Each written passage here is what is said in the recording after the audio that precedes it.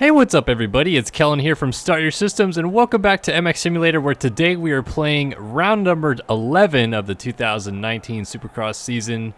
Indianapolis, coming up this weekend in real life, and I'm currently paused on the gate. I'm going to unpause right now. I'm going to let you guys listen in because there's a cool new feature that's been added to MX Simulator in the recent updates, and go ahead and just take a listen right here.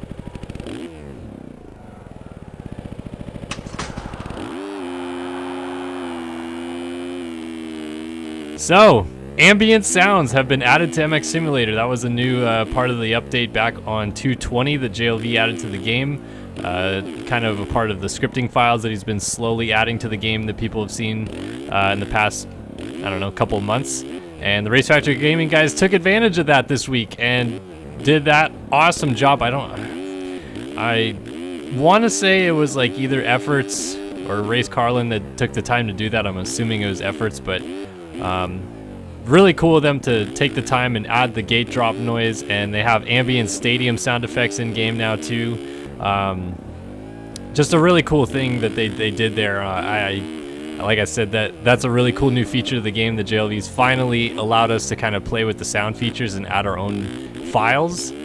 So maybe in the future even the ability to play music while playing the game and stuff like that. So really cool feature that I just wanted to highlight here at the beginning of the video. But let's talk about Indianapolis coming up this weekend. As I said, pretty tame track this week, I feel like, for this late in the season. Normally they start trying to, I feel like, experiment with some interesting dynamics, and the start this week is I don't know, it's very similar, I feel like, in the same aspect of Daytona last week, where it's like a pretty fast, like not quite a 90-degree turn, like about a 70-degree left-hand first corner. So because of that, whoever's on the inside is going to have a great advantage, because they can pretty much push anybody that's even kind of in the same realm as them way outside and off the track.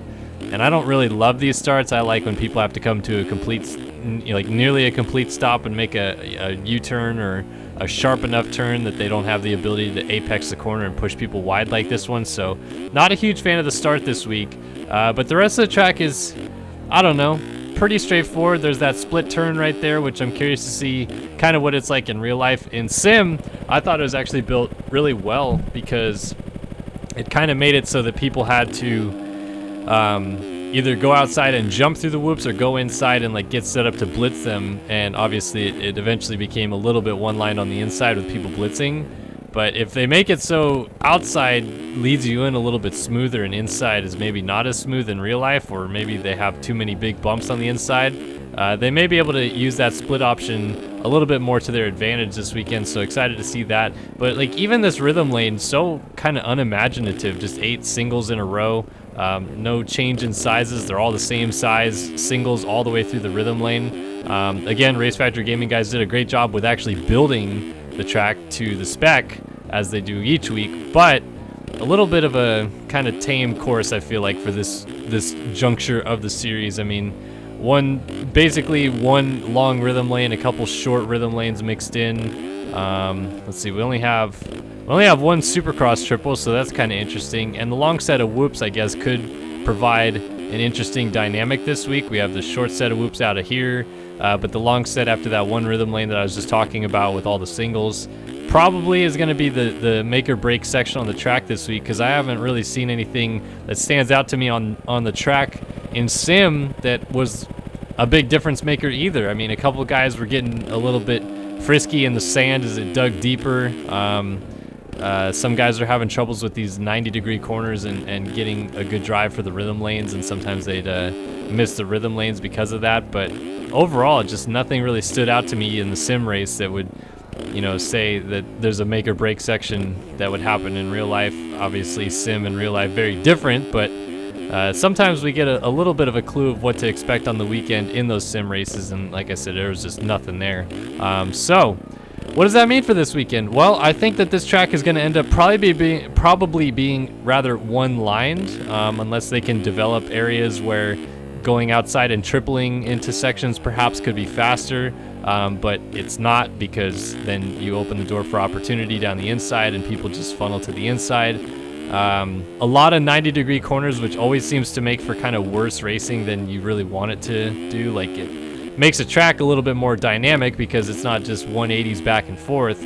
However, you don't really have the opportunity to pass. I mean, from let's see, from going over the finish line jump, you make a left 180, a left 90, a left 90, a left 90, a left 90, and a left 180 before you get back to another right-handed corner. So you go, again, like when it comes to building a track, you want to make it so that there's opportunities to change up back and forth, back and forth. So you kind of have to always build those back-to-back bowl corners, going different directions. Well, that's not the case here, unfortunately. We have a right 90, a right 90, and a right 180 that leads into, what, 6 consecutive left-hand corners.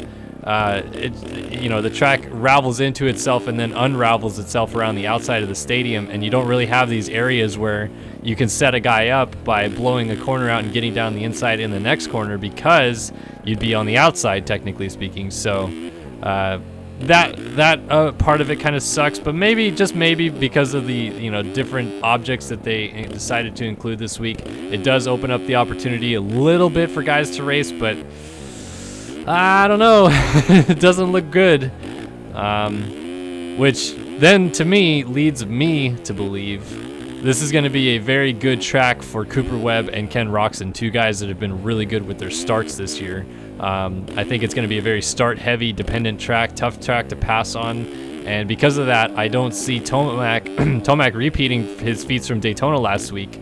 Tomac did get good starts at Daytona, but most of the time this year, Tomac's starts have been kind of non-existent, especially when we get on these dome stadiums, dry indoor tracks. The last track that was, a dry indoor track was Atlanta, and Tomac didn't get a great start there. So, you know what I mean? Like, it's just not looking particularly swell for Tomac to get a great start. And if that's the case, and Webb and Roczen, who characteristically do get good starts, end up out front in the main events, I could see them very easily walking away together. Whether or not Musquin, Baggett, these other guys get in the mix and shake things up, I don't know. Like I said, I really feel that this track, more than most of the tracks we've seen this year, is going to be rather start dependent, and Webb and Roczen have just crushed it. So, and Roczen definitely, he needs a week to rebound. He's now 21 points down in the championship behind Cooper Webb. So with 7 rounds to go, he has to win races. Not only does he have to win, but he has to start winning a lot of races consecutively. If Webb were to finish second every race from here on out, which is not going to happen, but if he did, Roczen would have to win out from here to win the title. He would tie with Webb after the last round in Vegas, but have more wins by that point in the series. So, yeah, Roczen's got to start winning races. Musquin's got to win some races. These guys, if they want to be in this championship hunt, they have to, batten down the hatch really and start winning these damn races, because they just can't seem to do it. I don't know what it is. Like, now we have Tomac picking up his 3rd race win of the victory at Daytona. Webb's got 5, Baggett's got 1, Barcia's got 1, and Marvin and Kenny have 0. And here we are moving into round 11, and they're still technically in the title fight, but they're winless. So they have to do it. Is this the weekend one of them do it? I kind of hope so, because I want to see this championship fight continue on. And as I mentioned, I think that if anybody has the best opportunity to do it with starts, it might be Kenny this weekend. However, I would say that of the last couple of weeks, Marvin Musquin to me has been the fastest outright rider on the track each week. It's just that he keeps making like weird, boneheaded, kind of weird mistakes, uncharacteristic mistakes for Marvin. He's usually pretty reserved and well within himself and able to kind of ride fast but smooth. Lately, he's looked fast and kind of out of control, which is not the characteristic Marvin's known for at all. I wonder if maybe training with David Villeman has a little bit to do with that, because now DV's kind of pushing him to new levels, almost like saying, hey, if you want to win these races, you're going to have to push harder in the corners, you're going to have to attack the whoops more, things like that Marvin normally wasn't the greatest at. He was good at like flowing corners, and he would be really fast at doing so, but like attacking corners, attacking whoops, like that's never ever really been Marv's outright style. And that definitely looked like the style he chose to go with at Daytona, because he was on some levels out of control in a lot of areas. But he was going fast, I'll tell you that much. I mean, he was one of the fastest riders on the track, definitely all day. He went almost a second faster than anybody in qualifying practice. And then, I mean, I really thought that once he started at the front in the main events that, like, oh man, this might be the place that he finally gets that first win of the season, but didn't pan out that way. So here we are, still left with no wins for Kenny or Marvin, and I don't know. They have to get it done. Barsh is back this week, by the way. He is going to be trying to race back into shape a little bit after having that concussion. I don't think he's actually even ridden the bike, maybe all but once since he had that concussion before Atlanta. So I think he's going to be a little bit off the pace this weekend, so I wouldn't expect for much. But in regards to Factory Yamaha with Aaron Plessinger going out with a broken heel, and he had surgery on it today, it sounds like that went all fine and dandy. It's reported Chris Kiefer, who Kiefering tested and also does the Pulp MX stuff, reported that he saw Josh Grant testing Factory Yamaha, number 7 Factory Yamaha, out at Glen Helen on Thursday of this week. So that's potential news to follow there, with maybe a JG signing on towards the end of the season here with Yamaha. No idea whether or not Plessinger would be good enough to go outdoors. I'm assuming probably not. Like, at the very least, he will miss quite a few of the first couple rounds of outdoors. It sounds like he's got some tendon damage down there as well. When you break a heel, you're kind of hitting a pretty tender spot when it comes to like your Achilles and other tendons and things like that attaching to the back of your foot. So I think he said he still had numbness in his foot despite going through the surgery, and this could turn into a bigger deal than just a broken bone. So they got JG testing, it sounds like. I would imagine he would probably fill in at Seattle at the earliest, which is not this weekend, but the weekend after this one. So keep an eye out for that. Very well could end up going outdoors for them. And what I'm hearing, which isn't related to Supercross at all, is that Dean Ferris, who was slated to potentially fill in for Plessinger and or on JGR Suzuki and go outdoors for these programs, is actually on his way to Europe, or actually already arrived in Europe, and could potentially be filling in for Roman Fevre of the Factory Yamaha team in Europe. So just a couple of things to keep an eye on there. Nothing really out of the ordinary or crazy with that stuff. But yeah, 250 class coming up this weekend. Forkner, and Forkner. That's where we are this part of the season, moving past the halfway point for the East guys. It's been a Forkner show.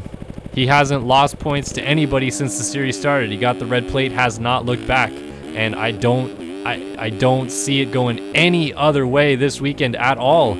I just don't. Like, how are you going to dethrone this kid? He's absolutely on rails in the main events. He crashes all the time in qualifying practice.